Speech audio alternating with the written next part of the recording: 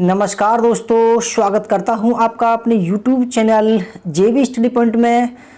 दोस्तों, भारतीय राज्य व्यवस्था और राजनीतिक शास्त्र, संविधान और पॉलिटी का ये ऑनलाइन प्रैक्टिस सेट संख्या 1 लेकर हाजिर हूं। साथियों, आप इस प्रैक्टिस सेट के बाद में जैसे ही हम धीरे धीरे प्रैक्टिस सेट लाएंगे तो आपको लगेगा कि किसी भी एग्ज़ाम में इससे अलग सवाल नहीं आएंगे। ठीक है, ये गारंटी दे रहा हूँ मैं। यह जो सवाल है नेट के एग्ज़ाम में राजनीति शास्त्र और हिस्ट्री के TGT, PGT, IAS, PCS, block education officer, SSC के लिए विशेष महत्वपूर्ण है और वैसे ही सभी एग्ज़ाम में ये सवाल आएंगे। तो आइए शुरू करते हैं। दोस्तों, वीडियो शुरू करने से पहले अगर आप हमारे चैनल पर नए हैं और आपने अभी तक हमारा चैनल सब्सक्राइब नहीं किया तो प्लीज़ सब्सक्राइब कर लें। उसके पास में जो ज्वाइन का बटन है उसको प्रेस करके 59 रुपये की मेंबरशिप ले सकते हैं। उसके पास में जो बेल आइकन है उसको प्रेस करें जिससे कि आने वाली नई वीडियो की नोटिफिकेशन आपको पहले ही मिल सके। वीडियो को लाइक ज़रूर करना और ईमानदारी से शेयर करना और कमेंट करके बताना दोस्तों आपको वीडियो हमारी कैसी लगी। अगर आपको वीडियो अच्छी लगी हो कमेंट करके बताना कि हम दूसरी वीडियो भी ज़रूर लाएंगे। तो आइए शुरू करते हैं। दोस्तों, प्रैक्टिस सेट है, आपको आंसर देना है। 5 सेकंड बाद मैं आंसर दूंगा। 5 सेकंड में आपको आंसर देना है। हर एक सवाल पर आपको कमेंट करना है। पहला सवाल है, निम्नलिखित में से किस अधिनियम में कलकत्ता में सर्वोच्च न्यायालय की स्थापना का प्रावधान किया गया था? आपके सामने 4 ऑप्शन हैं। रेगुलेटिंग एक्ट 1773, पिट का भारत अधिनियम 1784, चार्टर एक्ट 1813 या चार्टर एक्ट 1833। दोस्तों, 5 सेकंड आपको समय दिया जाएगा कमेंट में कमेंट करने के लिए, आंसर देने के लिए।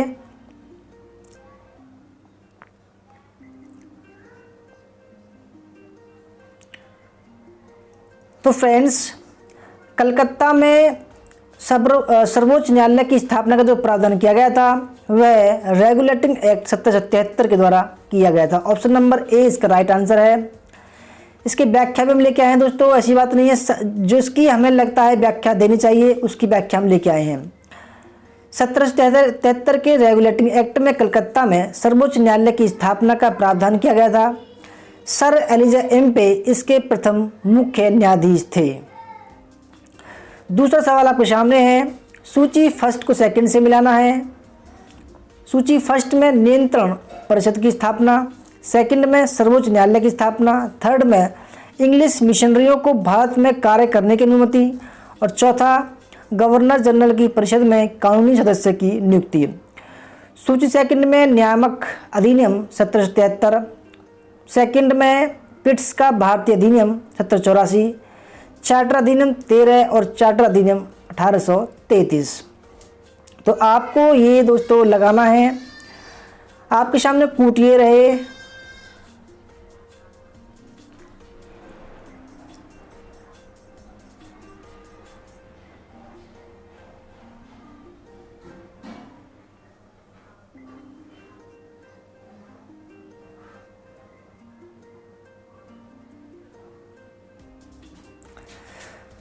तो फ्रेंड्स, आइए देखते हैं। सबसे पहले देखते हैं नियंत्रण परिषद की स्थापना यानी कंट्रोल बोर्ड की जो स्थापना की गई थी वह पिट्स इंडिया एक्ट 1784 के तहत की गई थी। सर्वोच्च न्यायालय की स्थापना नियामक अधिनियम 1773 के तहत की गई थी। इंग्लिश मिशनरियों यानी कि जो ईसाई मिशनरी थे, पादरी थे, उनको भारत में कार्य करने की अनुमति जो दी गई थी वो दी गई थी 1813 के अधिनियम के तहत।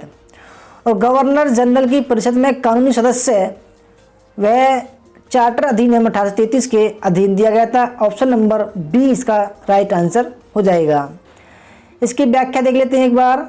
नियामक अधिनियम रेगुलेटिंग एक्ट जिसको बोलते हैं 1773, सर्वोच्च न्यायालय की स्थापना हुई इसमें। पिट्स का भारतीय अधिनियम 1784, नियंत्रण बोर्ड या कंट्रोल बोर्ड की स्थापना हुई। चार्टर अधिनियम 1813 में इंग्लिश मिशनरी या पादरियों, ईसाई पादरी जो थे, को भारत में कार्य करने की अनुमति दी गई। चार्टर अधिनियम 1833 में गवर्नर जनरल परिषद में कानूनी सदस्य की नियुक्ति से संबंधित था, जिसमें लॉर्ड मैकाले जो था वो पहला विधि सदस्य था। तीसरा सवाल आपके सामने है, निम्नलिखित में से किससे या किन में से भारतीय अंग्रेजी शिक्षा की नींव पड़ी? किससे या किन से भारत में अंग्रेजी शिक्षा की नींव पड़ी? दोस्तों आप ऐसा महसूस करना कि आप एग्ज़ाम दे रहे हो, ठीक है। तो पहला आपके सामने है 1813 का चार्टर एक्ट, दूसरा general committee of public instruction 1823, तीसरा प्राच्यविद एवं आंग्लविद विवाद, ठीक है। 3 है इसमें और आपके सामने ऑप्शन ये रहे हैं।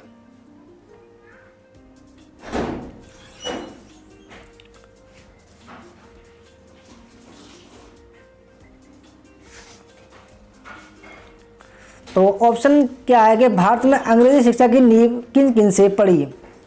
तो आपके सामने ऑप्शन भी हैं और जो है कूट भी हैं। तो दोस्तों भारत में अंग्रेजी शिक्षा की जो नींव पड़ी थी वो 1813 के चार्टर एक्ट की भी पड़ी थी, जहाँ से सरकार ने 1 लाख रुपए वार्षिक शिक्षा के लिए देना निर्धारित किया। दूसरा general committee of public instruction 1823 के तहत भी पड़ी और प्राच्यविद एवं आंग्लविद विवाद के तहत भी पड़ी थी। ऑप्शन नंबर इसका डी जो है वो सही आंसर हो जाएगा, 1, 2 और 3। इसके व्याख्या देख लेते हैं। ईस्ट इंडिया कंपनी ने ओरिएंटल शिक्षा की प्रचलित प्रणाली को हतोत्साहित किया तथा पश्चिमी शिक्षा और अंग्रेजी भाषा को बढ़ावा दिया। 1813 के चार्टर अधिनियम में भारत में शिक्षा के प्रसार के लिए प्रतिवर्ष 1 लाख रुपए खर्च करने के प्रावधान को अपनाया गया। 1823 में general committee of public instruction का गठन किया गया, जिसकी जिम्मेदारी शिक्षा के लिए 1 लाख रुपए ग्रांट देने की थी। समिति में 10 यूरोपीय सदस्य शामिल थे, जिसके अध्यक्ष लॉर्ड मैकाले थे। इसके बाद governor general Lord William Cavendish Bentinck, जो 1828 से 1835 तक गवर्नर जनरल भी बने थे, भारत के लास्ट और बंगाल के लास्ट गवर्नर जनरल और भारत के प्रथम गवर्नर जनरल थे, ठीक है। 1828 से 1835 तक थे। के शासनकाल में 17 मार्च 1835 को लॉर्ड मैकाले के प्रस्ताव को स्वीकृत कर भारत में अंग्रेजी को उच्च शिक्षा का माध्यम मान लिया गया। यानी कि भारत में अंग्रेजी को उच्च शिक्षा का माध्यम मान लिया गया। भारत में इंग्लिश शिक्षा के समर्थकों के नेता ट्रेवलियन थे, जबकि एच.टी. प्रिंसेप प्राच्य ओरिएंटलिस्ट शिक्षा के समर्थकों के नेतृत्व करता थे। दोस्तों ये भी कई बार एग्जाम में आ चुका है। आंग्ल शिक्षा के समर्थकों के जो नेता थे वो ट्रेवलियन थे, जबकि प्राच्य शिक्षा के समर्थकों के नेतृत्व में जो थे वो थे एच.टी. प्रिंसेप। चौथा सवाल आपके सामने है, किस अधिनियम के द्वारा ब्रिटिश संसद ने चाय और चीनी के साथ व्यापार को छोड़कर ईस्ट इंडिया कंपनी के भारत के साथ व्यापारिक एकाधिकार को समाप्त कर दिया? आपके सामने 4 ऑप्शन है, 1813, 1833, 1853 या 1873 का चार्टर अधिनियम। किस अधिनियम के द्वारा ब्रिटिश संसद ने चाय और चीन के साथ व्यापार को छोड़कर ईस्ट इंडिया कंपनी के साथ भारत व्यापारिक एकाधिकार को समाप्त कर दिया था?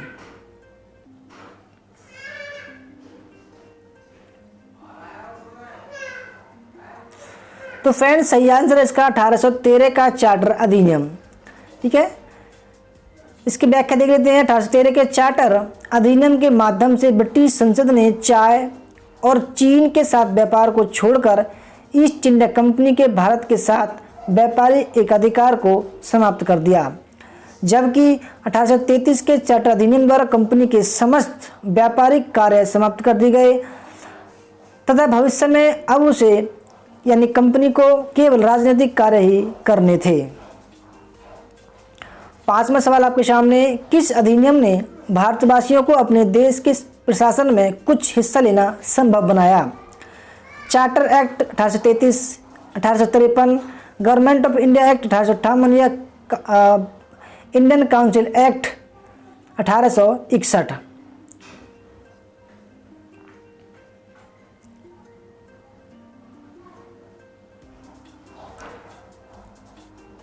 तो फ्रेंड्स इसका जो सही आंसर है वो है ऑप्शन नंबर फर्स्ट। 1833 का चार्टर एक्ट के माध्यम से भारतवासियों को अपने देश की प्रशासन में कुछ हिस्सा लेना संभव बनाया था। इसकी व्याख्या देख लेते हैं। चार्टर्ड एक्ट 1833 की धाराओं में सबसे महत्वपूर्ण धारा संख्या 87 थी। इसमें यह कहा गया था कि किसी भी भारतीय अथवा क्राउन की देशज प्रजा को अपने धर्म, जन्मस्थान, वंशानुक्रम, वर्ग अथवा इसमें से किसी एक कारणवश कंपनी के अधीन किसी स्थान, पद अथवा सेवा के अयोग्य नहीं माना जा सकेगा। कालांतर में राजनीतिक आंदोलन में 1833 की यह धारा प्रशासन में भागीदार हेतु मुख्य धार बनी थी। छठा सवाल है, निम्नलिखित में से किस अधिनियम के अंतर्गत भारतीय विधान परिषद को बजट पर बहस करने की शक्ति प्राप्त हुई? पहला ऑप्शन है भारतीय परिषद अधिनियम 1861, दूसरा भारतीय परिषद अधिनियम 1892, 1909 या 1919 का अधिनियम। किस अधिनियम के अंतर्गत भारतीय विधान परिषद को बजट पर बहस करने की शक्ति प्राप्त हुई? तो फ्रेंड्स सही आंसर है ऑप्शन नंबर बी, भारतीय परिषद अधिनियम 1892। व्याख्या देख लेते हैं। 1892 के भारतीय परिषद अधिनियम ने विधान परिषद के कार्यों में वृद्धि की। इसके तहत बजट पर बहस करने की शक्ति दी गई, परंतु मतदान का अधिकार नहीं था। इस अधिनियम के तहत कार्यपालिका से प्रश्न पूछने की अनुमति दी गई। सातवां सवाल, निम्नलिखित में से किस एक अधिनियम द्वारा भारत में संघीय न्यायालय की स्थापना की गई? पहला ऑप्शन भारतीय परिषद अधिनियम 1861, दूसरा भारत सरकार अधिनियम 1909 या 1919 या उपरोक्त में से कोई नहीं। किस एक अधिनियम द्वारा भारत में संघीय न्यायालय की स्थापना की गई थी?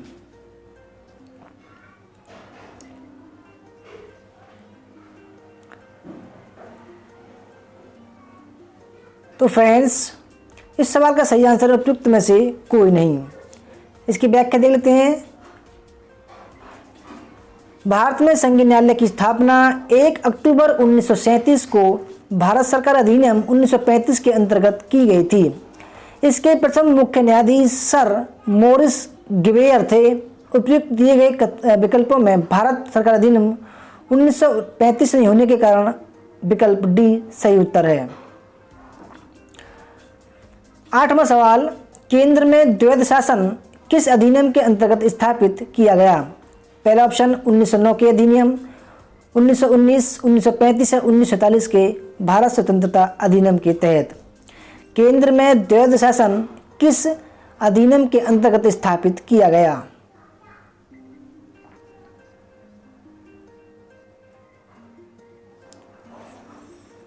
तो फ्रेंड्स सही आंसर है ऑप्शन नंबर सी, भारत सरकार अधिनियम 1935 के तहत केंद्र में द्वैध शासन स्थापित किया गया। इसकी व्याख्या, भारत सरकार अधिनियम 1935 के अंतर्गत केंद्र में द्वैध शासन एक नए अखिल भारतीय संघ की स्थापना तथा प्रांतों में द्वैध शासन व्यवस्था को समाप्त करने का प्रावधान किया गया। प्रांतों में द्वैध शासन का उपबंध 1919 के अधिनियम द्वारा किया गया था। केंद्र में द्वैध शासन के तहत संघीय विषयों को दो भागों में बांटा गया, आरक्षित यानी कि रिजर्व और हस्तांतरित विषय यानी कि ट्रांसफर्ड सब्जेक्ट। नौवां सवाल, 1919 के भारत शासन अधिनियम की निम्नलिखित में से कौन सी प्रमुख विशेषताएं हैं? पहला ऑप्शन, प्रांतों की कार्यकारिणी सरकार में द्वैध शासन की स्थापना।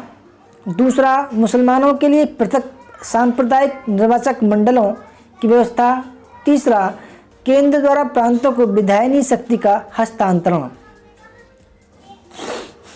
आपके सामने जो है पूरा सवाल ये रहा, कूट भी आपके सामने है।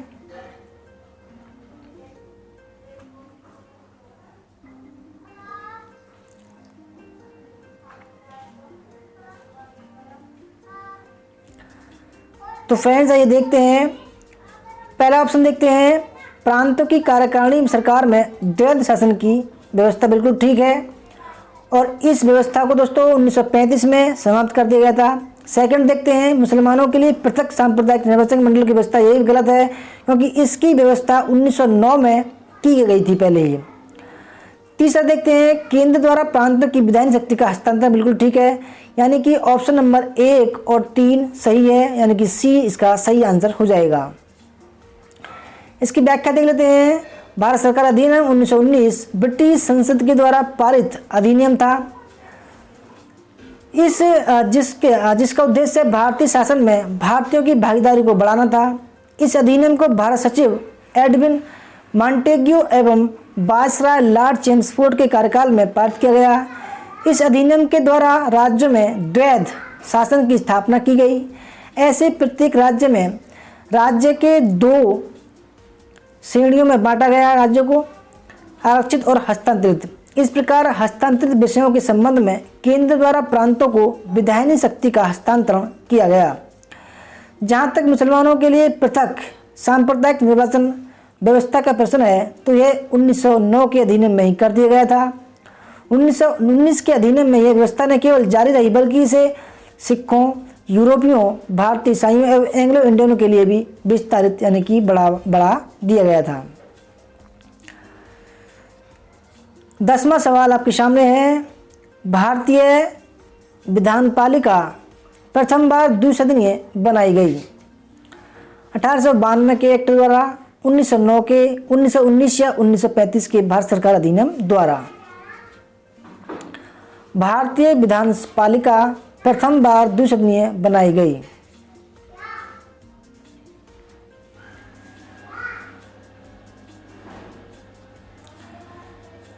तो फ्रेंड्स, इसका सही आंसर है ऑप्शन नंबर सी, 1919 के द्वारा द्विसदनीय बनाई गई थी, जबकि इसको खत्म जो किया गया था 1935 के द्वारा खत्म किया गया था। 1919 के भारत सरकार अधिनियम द्वारा केंद्र में द्विसदनीय विधानपालिका की स्थापना की गई। ऊपरी सदन राज्य परिषद काउंसिल ऑफ स्टेट्स कहलाता था, जो 5 वर्ष के लिए होता था। उसके 60 सदस्यों में से 34 निर्वाचित तथा 26 मनोनीत होते थे। निचला सदन केंद्रीय विधानसभा सेंट्रल लेजिस्लेटिव असेंबली कहलाता था, जो 3 वर्ष के लिए होता था और उसके 144 सदस्यों में से 104 निर्वाचित तथा 40 मनोनीत होते थे। 11वां सवाल आपके सामने, राष्ट्रपति की अध्यादेश निर्गत करने की शक्ति प्रेरित है 1919, 1935, 1909 या 1947। राष्ट्रपति की अध्यादेश निर्गत करने की शक्ति प्रेरित है।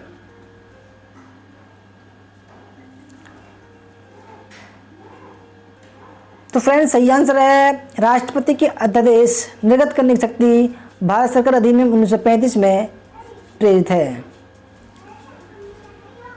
यद्यपि ब्रिटिश भारत में गवर्नर जनरल को 1861 के भारत परिषद अधिनियम से ही विधान परिषद की अनुमति के बिना अध्यादेश जारी करने की शक्ति प्राप्त थी, तथापि भारतीय संविधान में राष्ट्रपति की अध्यादेश निर्गत करने की शक्ति अनुच्छेद 123 भारत सरकार अधिनियम 1935 की धारा 42 से प्रेरित है।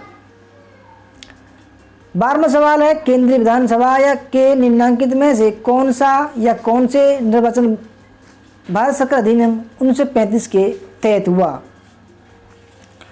1926, 1933 या 1945।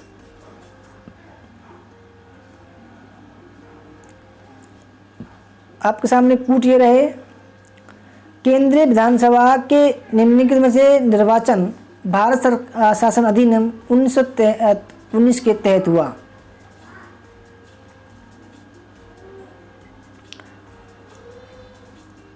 तो फ्रेंड्स, सही आंसर है 1926 और 1945। ऑप्शन नंबर सी इसका राइट आंसर हो जाएगा, ए और सी। इसकी व्याख्या देख लेते हैं। 1926 और वर्ष 1945 का केंद्रीय विधानसभा चुनाव भारत शासन अधिनियम 1935 के तहत हुआ था। 13वां सवाल है, निम्नलिखित में से किस अधिनियम द्वारा संवैधानिक निरंकुशता का सिद्धांत प्रवर्तित किया गया? पहला ऑप्शन 1909 का भारतीय काउंसिल अधिनियम, दूसरा 1919 का भारत सरकार अधिनियम, 1935 या 1947 का भारत स्वतंत्रता अधिनियम। किस अधिनियम द्वारा संवैधानिक निरंकुशता का सिद्धांत प्रवर्तित किया गया?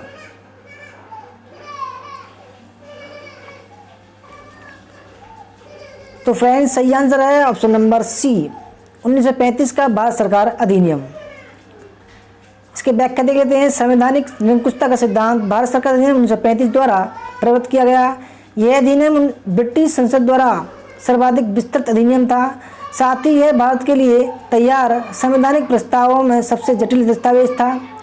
इस अधिनियम में भारत संघ की स्थापना, संघीय न्यायपालिका, केंद्र और राज्यों के मध्य शक्तियों का विभाजन आदि की व्यवस्था की गई थी। 14वां सवाल है, भारत के संविधान में केंद्र और राज्यों के बीच किए गए शक्तियों का विभाजन इनमें से किसमें उल्लिखित योजना पर आधारित है? पार्लियामेंट सुधार 1909, मॉन्टेग्यू चेम्सफोर्ड अधिनियम 1919, भारत सरकार अधिनियम 1935 या भारत स्वतंत्रता अधिनियम 1947।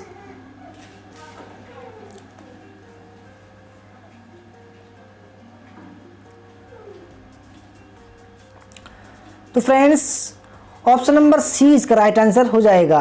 1935 के तहत ब्रिटिश शासनकाल के दौरान 1935 का भारत शासन अधिनियम पारित किया गया, जिसमें केंद्र और राज्यों के बीच शक्तियों का बंटवारा किया गया था और राज्य में द्वैध शासन समाप्त कर केंद्र में द्वैध शासन को लागू किया गया था।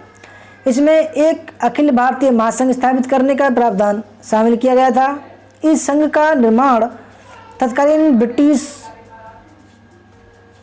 भारत के प्रांतों, चीफ कमिश्नर प्रांतों एवं देशी रियासतों से मिलाकर होना था, परंतु यह व्यवस्था लागू नहीं की जा सकी।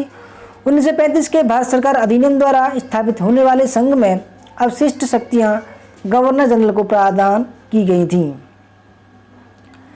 15वां सवाल है, निम्नलिखित में से भारत सरकार अधिनियम 1935 की मुख्य विशेषताओं में से नहीं था? पहला ऑप्शन, इस अधिनियम में अखिल भारतीय महासंघ का प्रावधान था। दूसरा, अवशिष्ट विषय प्रांतीय विधायकों को आवंटित किए गए थे। थर्ड, यह प्रांतीय स्वायत्तता के सूत्रपात का केंद्र था, संकेत था। यह चौथा, इसने प्रांतीय स्तर पर द्वैध शासन प्रणाली को समाप्त कर केंद्र में लागू किया। तो फ्रेंड्स भारत सरकार अधिनियम 1935 की जो मुख्य विशेषता नहीं थी वो थी ऑप्शन नंबर सेकंड, अवशिष्ट विषय प्रांतीय विधायकों को आवंटित किए गए थे। ये गलत है। 16वां सवाल है, एक संघीय व्यवस्था और केंद्र में द्वैध शासन भारत में लागू किया गया था 1919 के अधीन 1909, 1919, 1935 या उपयुक्त में से कोई नहीं। तो फ्रेंड्स संघीय व्यवस्था और केंद्र में द्वैध शासन की जो लागू किया गया था वो 1935 के अधिनियम द्वारा लागू किया गया था। 17वां सवाल, अखिल भारतीय महासंघ स्थापित करने का प्रावधान शामिल किया गया था। पहला ऑप्शन, भारत सरकार अधिनियम 1935, दूसरा अगस्त प्रस्ताव 1940, तीसरा 1919 का या चौथा कैबिनेट मिशन 1946। अखिल भारतीय महासंघ स्थापित करने का प्रावधान शामिल किया गया था। तो फ्रेंड्स सही आंसर है ऑप्शन नंबर फर्स्ट, भारत सरकार अधिनियम 1935 के द्वारा। 18वां सवाल है, 1935 के अधिनियम द्वारा स्थापित संघ में अवशेष शक्तियां किसको दी गई थी?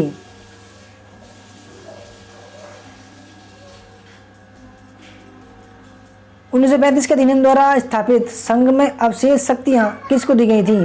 पहला ऑप्शन, संघीय विधानपालिका को, प्रांतीय विधानमंडल को, गवर्नर जनरल को या प्रांतीय गवर्नर को।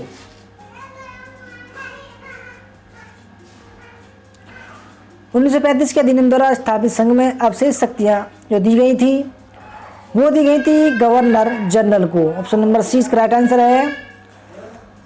19वां सवाल है, निम्नलिखित में से कौन सा एक भारत शासन अधिनियम 1935 में स्वीकार किया हुआ महत्वपूर्ण और स्थायी अवयव नहीं है? पहला, देश के लिए लिखित संविधान, दूसरा विधानमंडल के लिए निर्वाचित एवं जवाबदेह प्रतिनिधि, तीसरा एक संघ की योजना पर विचार और चौथा विधानमंडल के लिए सरकारी सदस्यों का संभावित किया जाना।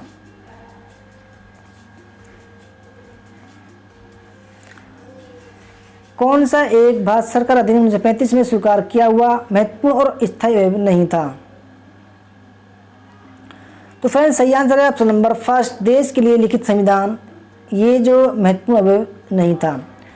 भारत सरकार अधिनियम 1935 में देश के लिए लिखित संविधान का उल्लेख नहीं था। भारत के लिए संविधान का उल्लेख सर्वप्रथम क्रिप्स मिशन में किया गया था। अन्य तीनों विकल्प जो समाहित थे। 20वां सवाल है, 1935 का गवर्नर ऑफ इंडिया एक्ट क्यों प्रसिद्ध है? यह महत्वपूर्ण है। पहला ऑप्शन है, यह भारतीय संविधान का प्रमुख स्रोत है। दूसरा, इसके द्वारा भारत को स्वतंत्रता मिली। तीसरा, इसमें भारत विभाजन उल्लिखित है। चौथा, इसके द्वारा रियासतें समाप्त हुई। 1935 का गवर्नमेंट ऑफ इंडिया एक्ट क्यों प्रसिद्ध है? दोस्तों जल्दी जल्दी आंसर देते रहिए। हमारा लास्ट सवाल है, तो फ्रेंड्स सही आंसर है, यह भारतीय संविधान का प्रमुख स्रोत है, ऑप्शन नंबर फर्स्ट। इसकी व्याख्या देख लेते हैं। भारत का वर्तमान संवैधानिक ढांचा बहुत कुछ 1935 के अधिनियम पर आधारित है। 1935 के मुख्य उपबंध इस प्रकार हैं: संघात्मक सरकार की स्थापना, केंद्र में द्वैध शासन की स्थापना, प्रांत में द्वैध शासन के स्थान पर स्वायत्त शासन की स्थापना, द्विसदनीय केंद्रीय मंडल विधानमंडल, प्रांतीय शासन व्यवस्था, प्रांतीय विधानमंडल, केंद्र एवं प्रांतों में शक्तियों के विभाजन तथा फेडरल न्यायालय की स्थापना शामिल था। और दोस्तों ये थी हमारे आज की आंसर वीडियो प्रैक्टिस सेट, यानी कि राज्य व्यवस्था की प्रैक्टिस सेट फर्स्ट। आपको कैसा लगा? अच्छा लगा तो कमेंट करके बताना कि हम दूसरा लाएंगे। वीडियो अच्छा लगा तो लाइक करना, शेयर करना, कमेंट करना और हमारे चैनल JB स्टडी पॉइंट को जो सब्सक्राइब कर देना। उसके पास में जो बेल आइकन है उसको प्रेस कर देना, जिसके आने वाले नई वीडियो की नोटिफिकेशन आपको पहले ही मिल सके। धन्यवाद वीडियो देखने के लिए। जय हिंद, जय भारत, वंदे मातरम।